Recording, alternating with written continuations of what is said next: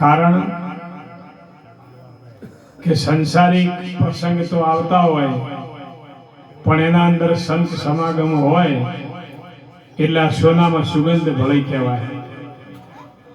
સંત સમાગમ હરિકથા તુલસી દુર્લભ દોય, સૂત દારા અને લક્ષ્મી આ તો પાપી કે પણ તો આવો સંતોનો સમાગમ અને ભગવાનની કથા આ દુર્લભ વસ્તુ. બે વસ્તુ દુર્લભ. બીજું બધું ભગવાને આપ્યું હોય. મહાપુરુષ તુલસીદાસ બોલ્યા છે, અરે અરવ ખરવ કો ધન મિલે, ઉદય અસ્ત કો રાજ. ઓ અરવ ખરવ કો ધન મિલે, उदय अस्त को राज. तुलसी हरि के भजन बिना सब है नरक को साज. ओ तुलसी कहे हरि के भजन बिना सब है नरक को साज. तुलसीदास के अरव खरव नु भले धन मिले, उदय अस्त को मिले राज. तुलसी कहे हरि के भजन बिना सब है नरक को साज. थोड़ो से इको ओछो करो बाबू, ओछो करो. तो आ मानव देह कोई एम के કેટલી કિંમતનો ગણાય, તો આપણે એનું શું મૂલ્ય કરી શકો? આ માનવ દેહની કિંમત કેટલી? અણમોલ છે, અણમોલ, અમૂલ્ય છે. એની કિંમત કરી શકાય નહીં. અને એવો માનવ દેહ આપણને હાવ સહેજે સહેજે મળ્યો. કોટી જન્મના પુણ્યથી મળ્યો મનુષ્ય અવતાર. હેત કરીને હરિને ભજ્યા તો એળે ગયો અવતાર. આ કરોડો જન્મનું પુણ્ય ભેળું થયું ત્યારે મનુષ્યનો અવતાર મળ્યો. લખ 84 ભટકત ભટકત દર દર પશુ અવતારો. અનેક જન્મોથી રાહ તોરી ભૂલ્યો, સોહી દુઃખ પરો નિવારો. હે ગુરુ સા મારો અબકો જન્મ સુધારો. મેં તો ભૂલું નહીં ગુણ તુમારો, અરે ગુરુ સા મારો અબકો જન્મ સુધારો. આ જન્મ સુધારવાની વાત કરી. ફેર મળશે એની કોઈને ખબર નથી. મળશે એવી વાત કદાચ વાટ જોતા હતો એ ખાલી વાયદાનો વેપાર ગણાય. વાયદાના વેપારમાં દિવાળું આવે ને આવે. એટલે મહાપુરુષ કહે છે, કર લે સોદા રોકડિયા, ઉધાર નહીં એક પલકા.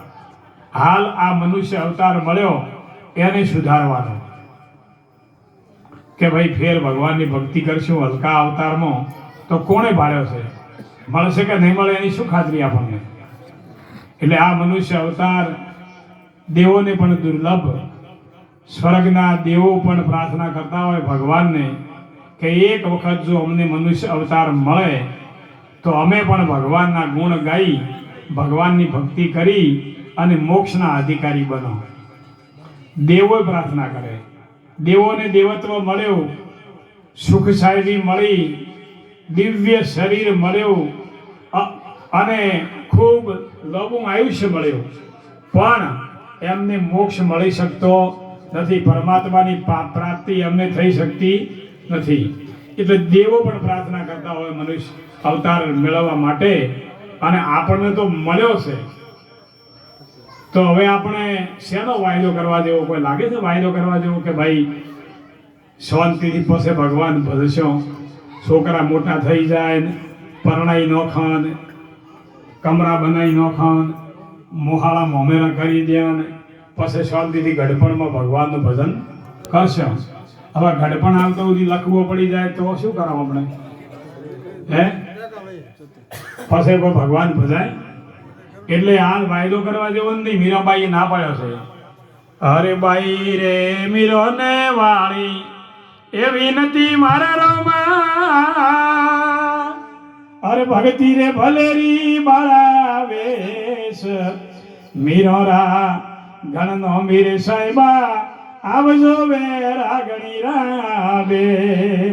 એ અબળારા પધારણ પ્રભુ મારા આવજો ગારી બળી રાવે.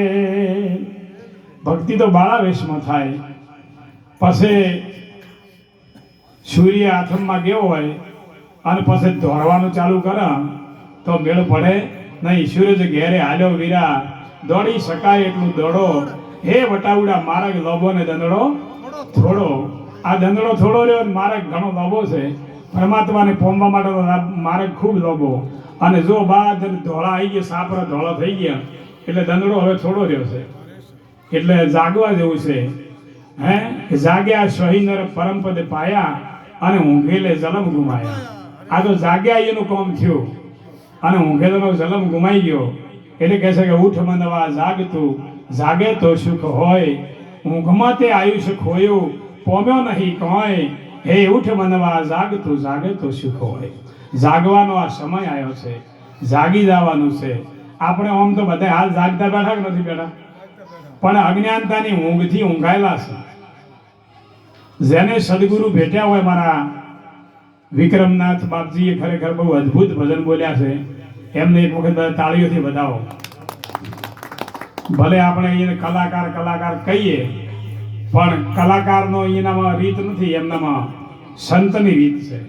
કારણ કે વાણી મહાપુરુષ બોલ્યા છે કે બોલ તો હી પહચાનીએ ચોર સાહુ કા ઘાટ, જૈસી કરણી અંતર બસે ત્યાંથી નીકળે મુખ સે બાત.